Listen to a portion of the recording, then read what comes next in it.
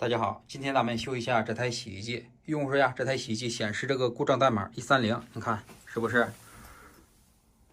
这是一台小天鹅的。你像这个小天鹅显示故障代码130啊，一般就是这个门没有锁住，没有关好。你看这个门始终是亮的。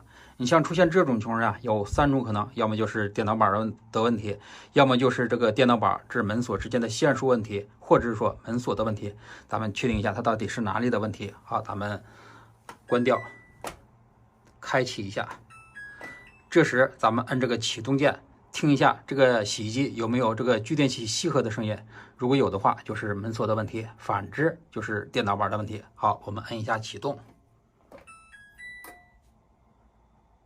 你听，刚才有这个聚电器吸合的声音，像它这个就是这个门锁有问题。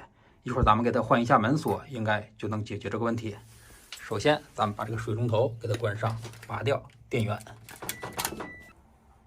好，咱们打开这个门，找一把这样的10字螺丝刀。你看这里有一个簧，咱们把这个螺丝刀伸进这个簧的中间，往上一挑，你看这样咱们这个门封这个钢条就拆下来了，是不是？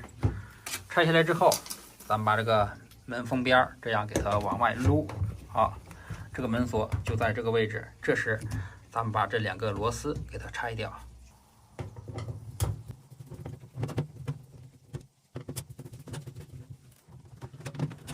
你看，这就是这个门锁，下边还有个钩，我们把这个钩给它摘掉，把这个插头给拔掉。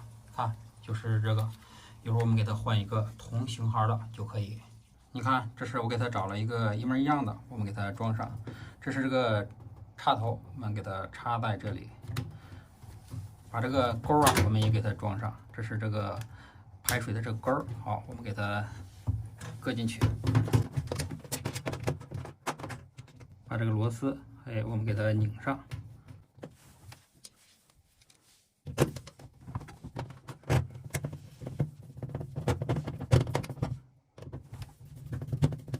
这样就可以了。一会儿我们把这个边儿呀，这个门缝也给它复原。